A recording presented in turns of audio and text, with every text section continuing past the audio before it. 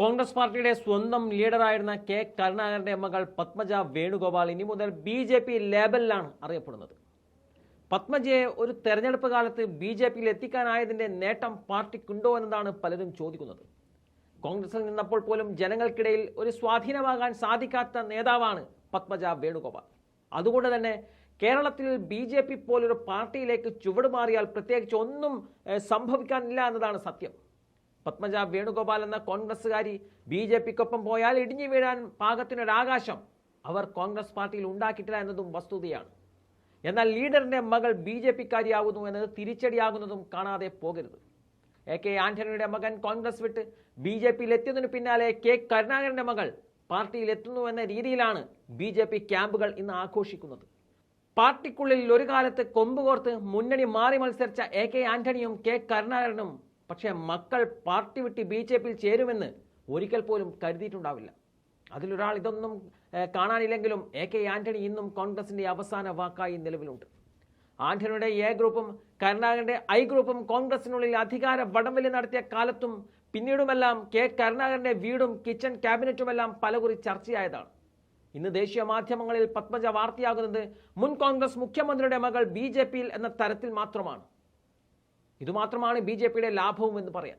4 തവണ കേരളത്തിന്റെ മുഖ്യമന്ത്രിയായ കെ കരുണാകരൻ എന്ന അതികായകനായ കോൺഗ്രസ് നേതാവിന്റെ മകൾ ബി.ജെ.പിയിൽ എത്തി എന്നതാണ് ബി.ജെ.പിക്കുള്ള നേട്ടമായി അവർ കാണുന്നത്. പത്മജയ്ക്കൊപ്പം കോൺഗ്രസ് പ്രവർത്തകർ ഒഴുകി ബി.ജെ.പിയിലേക്ക് എത്തുമെന്ന് കേരളത്തിലെ ബി.ജെ.പി. നേതാക്കളും കേന്ദ്ര നേതാക്കളും കരുതുന്നുമില്ല. കരുണാകരന്റെ മകൾ തങ്ങൾക്കൊപ്പം എന്ന വാർത്ത തെരഞ്ഞെടുപ്പിൽ അവർ ഉപയോഗിക്കുകയും ചെയ്യുമെന്ന കാര്യത്തിൽ തർക്കമില്ല.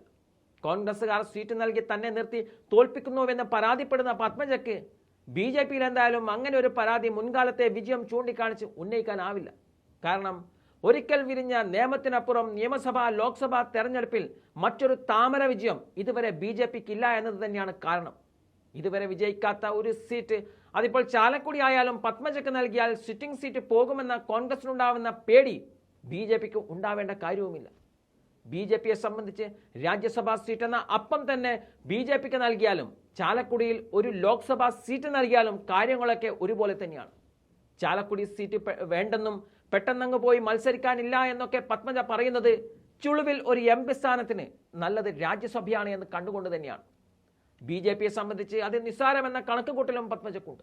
കാരണം നിലവിലെ രാജ്യസഭയിൽ ബി.ജെ.പിക്ക് സമ്പൂർണ്ണ ആധിപത്യത്തിന് ഇനി 3 or 4 സീറ്റുകൾ കൂടി മാത്രം മതി. അപമാനിച്ച് ഈ കോൺഗ്രസ്സുകാർ തന്നെ ബി.ജെ.പി. ആക്കിയെന്നതാണ് പത്മജ പറയുന്നത്. തനിക്ക് ആദ്യമായി സീറ്റ് തന്നതുപോലും 20 പേരിൽ 19 പേരും തോറ്റ സമയത്താണെന്നും തന്നെ കോൺഗ്രസ് നേതാക്കൾ തന്നെയാണ് തോൽപ്പിച്ചതെന്ന് ഇടത് തരംഗ കാലത്തു മാത്രമാണ് തന്നെ മത്സരിപ്പിച്ചതെന്നുമെല്ലാം കോൺഗ്രസിനെതിരെ പത്മജ പറയുന്നുമുണ്ട്.